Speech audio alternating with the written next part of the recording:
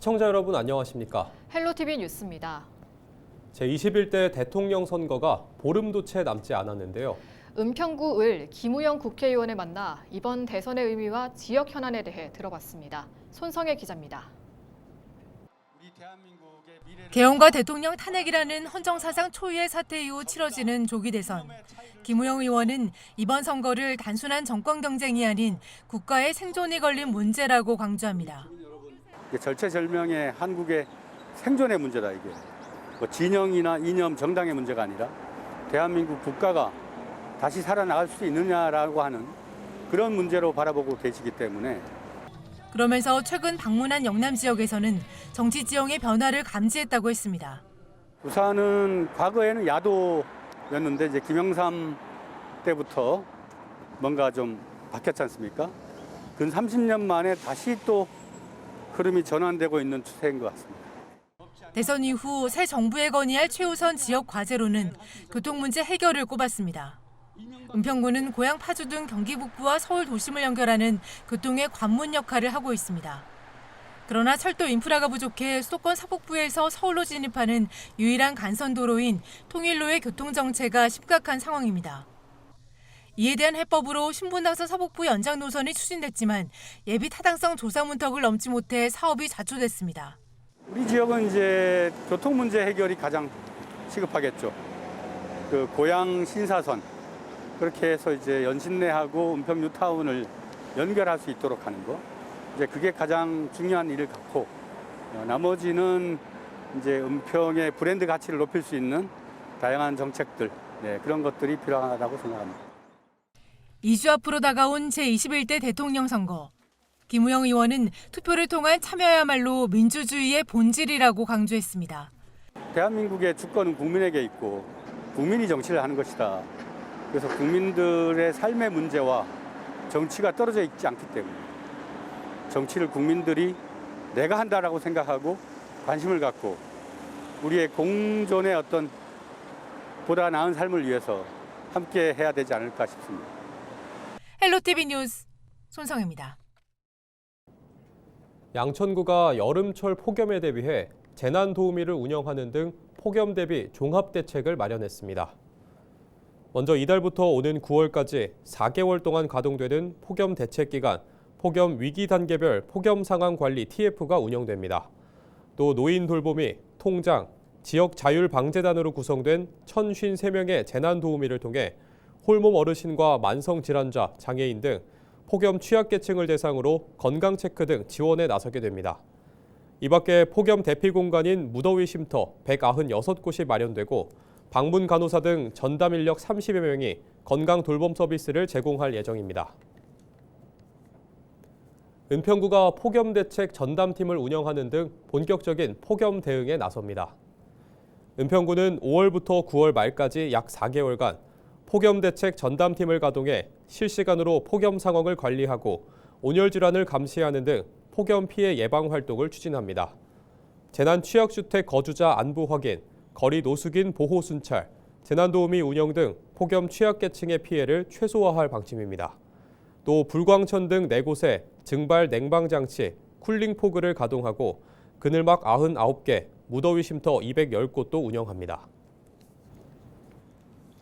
은평구 참여예산 주민공론장이 21일 오후 2시에 은평구청 강당에서 열립니다. 이번 공론장에는 지역 주민 100여 명이 참여해 약자와의 동행, 문화예술과 시민교육, 안전한 도시환경 등 5대 정책과제별로 주민 제안 사업 71건에 대한 토론을 벌입니다. 특히 올해는 인공지능 서비스를 도입했습니다. 챗 GPT를 활용해 주민 의견을 요약 정리하고 제안서를 작성하는 방식입니다. 은평구는 AI 활용에 대한 만족도 등을 조사한 후 확대 여부를 검토할 계획입니다. 주민 공론장에 참여하고 싶은 주민은 참여의 큰 숲 누리집을 통해 신청하면 됩니다. 한국 매니페스토 실천본부가 시행한 전국 기초단체장 공약 이행평가에서 양천구가 2년 연속 최고 등급인 SA를 달성했습니다. 민선 8기 출범 이후 양천구는 목동 아파트 14개 단지의 정비 계획을 모두 수립했고 목동 1, 2, 3단지 종상형 문제는 개방형 녹지라는 대안을 제시해 해결했습니다. 또 양천 교육지원센터와 신월 평생학습센터를 조성하고 목동 테니스장 지붕을 설치하는 등 대표적인 공약을 이행했습니다. 이번 대선에서 수도권 지자체들은 지역 발전 핵심 현안들을 공약에 반영해달라며 각 정당 후보들에게 요청했습니다. 하지만 주거와 교통, 경제 공약에 밀려 제외된 것들이 많습니다. 이관성 기자가 보도합니다. 경기도는 수도권 규제 완화와 첨단 산업 특화단지 조성, GTX D2 등 노선 추가와 경기 북부 특별자치도 설치, 도내 교육 불평등 해소 등 다양한 분야 당면 현안들을 후보들에게 전달했습니다. 하지만 후보들 공약에는 경기도의 요구가 제대로 담기지 않았습니다. 수도권 정비계획법 개정을 통해 공장 설립과 개발 제한을 완화해달라고 요구한 것에 이재명, 김문수, 이준석, 권영국 후보 모두 공약에 명시하지 않았고 판교 동탄 수원을 AI와 반도체, K컨텐츠 산업 특화단지로 조성하자는 안에 후보들은 지역 언급 없이 일반적인 IT, 반도체 산업 육성에 초점을 맞추거나 다루지 않았습니다. GTX도 이재명, 김문수 후보가 GTX 확대를 공약했을 뿐 경기도가 요구한 GTX D2 등 구체적 추가 노선은 명시되지 않았습니다. 인천시의 상황도 크게 다르지 않습니다. 인천시는 강화 남단 경제자유구역 지정과 수도권 매립지 4자 합의 이행, 경인전철과 경인고속도로 지하화와 인천형 천원주택 전국 확산 등 당면 현안들을 대선 후보들에게 전달했습니다. 하지만 대선 후보 대부분 수도권 매립지 문제를 다루지 않았고 강화 남단과 평화도로 군사시설 이전 등 지역 특화 현안들도 공약에 반영하지 않았습니다. 대선 후보들은 인천발 KTX 인천공항 연결과 경인전철과 경인고속도로 지하화, 인천형 천원주택 확산 등 철도와 복지 일부 공약만 선택적으로 반영한 모습입니다. 지역의 그런 수건 사업이라든지 지역 중심 공약들이 약간 소외받는 것이 사실입니다. 다만 이제 후보들이 지역에 방문하거나 유세를 할 때 지역 현안을 파악하고 그것에 대해서 대응해주고 또 앞으로 어떻게 논의해 가자라는 방향성을 제시하는 그런 후보가 있다면은 선거일이 다가오면서 지역사회는 지역별 핵심 현안들이 대선 후보들의 공약에 반영될 수 있기를 바라고 있습니다. 대선 후보들은 환경 이슈와 지역 간 갈등 우려가 있는 현안들보다 주거와 교통, 경제 등 사회 관심 공약을 앞세우고 있습니다. 헬로티비 뉴스 이관서입니다. 수도권 지역 아파트 가격이 서울을 중심으로 상승세가 이어지고 있는 것으로 나타났습니다. 한국부동산원이 발표한 5월 둘째 주 아파트 가격 동향을 보면 서울은 0.1% 상승한 것으로 조사됐습니다. 이는 전주 0.08% 상승에 이어 상승세가 지속되고 있는 것이며 재건축 단지를 중심으로 가격 상승세가 이어지고 있는 것으로 풀이됩니다. 같은 기간 경기도는 전주 하락에서 보합으로 다소 올랐고 인천은 0.02% 하락으로 전주보다 0.01%포인트 떨어진 것으로 조사됐습니다. 인천 지역 주택 매매 가격이 6개월 연속 하락세를 이어가고 있는 가운데 하락폭은 4개월 연속 줄어든 것으로 나타났습니다. 인천시가 한국부동산원의 부동산 통계 정보를 분석한 결과 보고서를 보면 지난 4월 인천의 주택 매매 가격 지수 변동률은 전월 마이너스 0.16%에서 마이너스 0.07%로 나타나 하락폭이 다소 축소됐습니다. 지역별로는 연수구 마이너스 0.35%, 서구 마이너스 0.14%, 계양구 마이너스 0.09%, 남동구 마이너스 0.08% 순으로 하락폭이 컸습니다.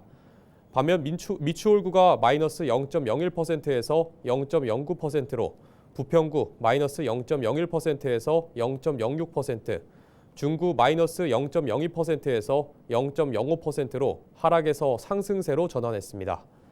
인천 주택 매매 가격 지수 변동률은 지난해 11월 마이너스 0.06%를 기록하며 하락세로 돌아선 뒤 지난해 12월 마이너스 0.27%, 올해 1월 마이너스 0.23%, 2월 마이너스 0.2%, 3월 마이너스 0.16%, 4월은 마이너스 0.07%로 6개월 연속 내림세를 보이고 있습니다.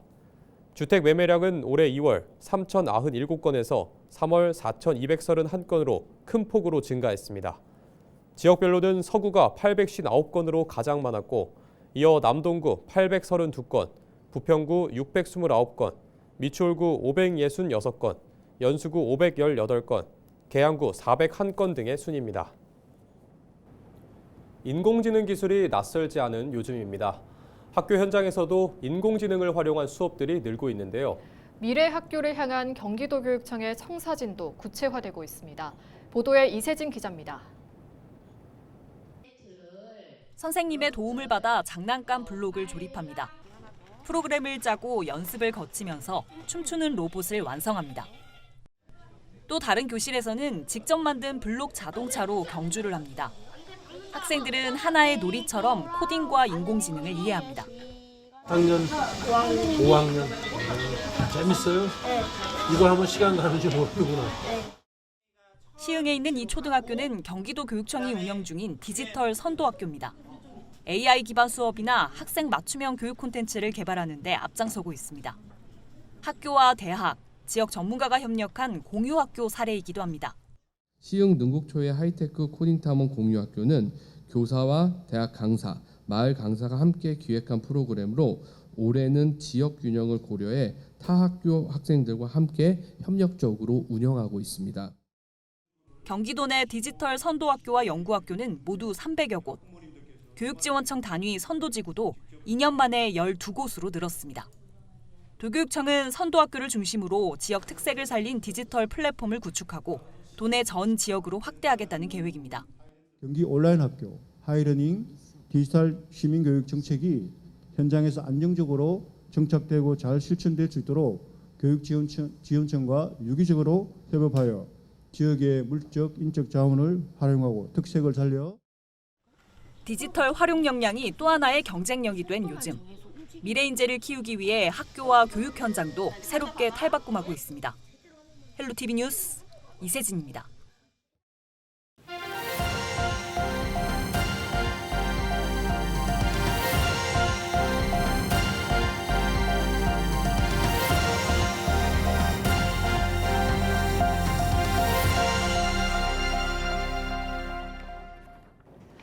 서울시가 지역 주택조합의 투명한 운영과 조합원의 피해를 막기 위해 실태 조사에 나섭니다. 이번 조사는 6월부터 10월까지 전수조사로 진행되며 도시 주택행정 분야 전문가를 투입해 강도 높게 진행됩니다. 조사 결과 배임이나 횡령 의심 사례는 수사를 의뢰하고 조사를 방해하거나 거부하는 조합은 고발 조치할 방침입니다.